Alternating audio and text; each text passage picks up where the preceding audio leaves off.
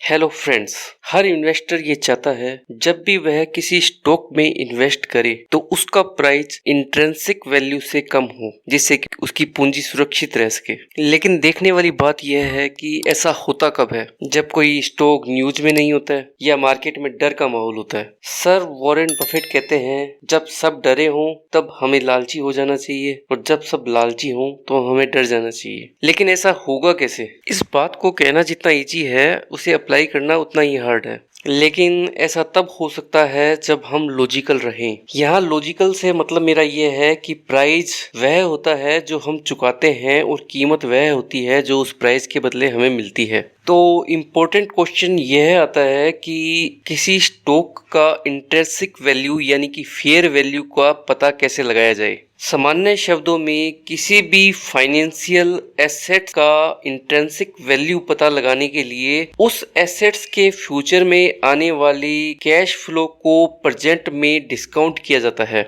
उदाहरण के रूप में मान लीजिए आपको 1 साल बाद 105 रुपये चाहिए और बैंक आपको 5% का ब्याज देती है, तो आज आपको 100 रुपये की एफडी करनी होगी जिससे फ्यूचर में आपको 105 रुपये मिल सके। अब क्वेश्चन यह पैदा होता है कि भी इसे स्टॉक में इक्विटी शेयर में कैसे अप्लाई करें।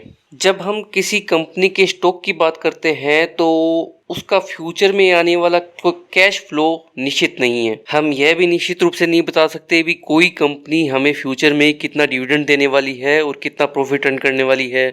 इसी प्रकार एक कंपनी का फ्यूचर में कैश फ्लो भी निश्चित नहीं होता है, क्योंकि इसके लिए काफ़ी तरह के फैक्टर्स हैं जो इसको प्रभावित करते हैं, जैसे कि ग्लोबल और नेशनल कंडीशंस, गवर्नमेंट के रूल रेगुलेशंस, कंपनी का मैनेजमेंट, डॉलर का प्राइस, क्रूड के भाव। लेकिन इन्हीं सारे फैक्टर्स को ध्यान में रखते हुए एक स्टॉक एनालिस्ट किसी कंपनी के फ्यूचर में आने वाले कैश फ्लो का अनुमान लगा सकता है और आज के भाव से जब उसे डिस्काउंट किया जाता है तब हमें इंट्रिंसिक वैल्यू प्राप्त होती है। अब नेक्स्ट क्वेश्चन यह आता है कि इक्विटी शेयर के इंट्रिंसिक वैल्यू पता लगाने के लिए उसका फ्यूचर में आने वाला कैश फ्लो को किस रेट से डिस्काउंट किया जाना चाहिए। चलो हम ये रेट मान लेते हैं 20%। लेकिन आप कहेंगे कि एफडी का रेट निकालने के लिए हमने 5% लिया था और इक्विटी के अंदर हम 20% ले रहे हैं, तो भैया इक्विटी में रिस्क भी तो ज़्यादा है और लंबी अवधि में निफ्टी 50 ने 17 से 18% का रिटर्न दिया है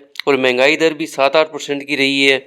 तो इस प्रकार 20% का रेट उचित लगता है। तो इस प्रकार मैं उम्मीद करता हूँ आपको इंट्रिंसिक वैल्यू का कंसेप्ट समझ में आ गया होगा। चलिए इसे एक उदाहरण से समझते हैं। कोई कंपनी जिसकी मार्केट कैपिटलाइजेशन 1000 करोड़ है, उस कंपनी की हिस्ट्री की ग्रोथ देखते हुए और उसके फ्यूचर प्लान को समझते हुए हमारा अनुमान है कि वह कंपनी अगले साल तक 300 करोड़ का नेट प्रॉफिट अर्न कर लेगी। इस प्रकार उस कंपनी की कीमत हमारे हिसाब से 1 साल बाद 1300 करोड़ हो जाएगी। आज हमें वह पूरी कंपनी खरीदनी है, तो हमारे लिए उस कंपनी का fair value 1300 crore minus 20% discount यानी कि 1040 करोड़ होगा। हम ऐसी कंपनी में तब ही इन्वेस्ट करेंगे जब वह कंपनी हमें 1040 करोड़ के कैपिटलाइजेशन से कम में मिलेगी।